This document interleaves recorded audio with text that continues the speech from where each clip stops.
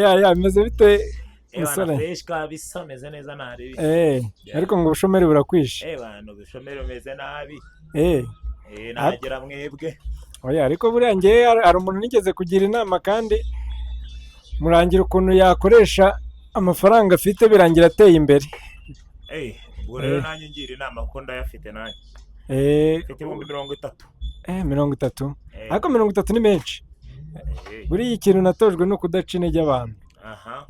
Ngande magatima. Muri 30 rero ushobora gukoramo mobile money. Mobile money yo ntago byakunda. Mobile money ni z'abakobwa.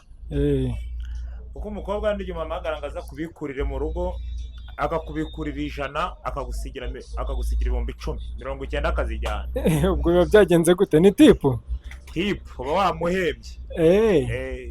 Okay, none rero hari ikindi. Aha. Kandi icyo rwose ndumva kitakunanira kandi nkuko nkubona.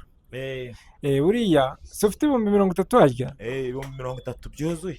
Kamubwira ikintu uzakoramo. Yego. Uzaranguramo sharijeri 10. Ekuteri 5. Yego. Furashi 3. Sibyo? Chaji 10. Ekuteri 5. Furashi disike 3. Yego. Noneho uburyo uzajya ubicuruza. Ibyo bintu byawe nari ibihumbi 30. Ashobora no gusaguka ahubwo. Yego. Kumva uburyo uzajya ubicuruza. Yego. Uzajya upostinga amafoto yabyo. Online n'ahandi hose. Sibyo? Yego. Uburyo bwo kubicuruza rero uzajya ubicururiza ahantu hari abantu benshi. Sibyo? Ku mashuri, ku mavuriro, muri gare ya Nyabugogo. Uretse gushukana ubwo ku mashuri cyaje nzayigurirwa n'umunyeshuri. Ni ukuvuga ngo ibi bintu bisaba kwigirira icyizere. Sibyo?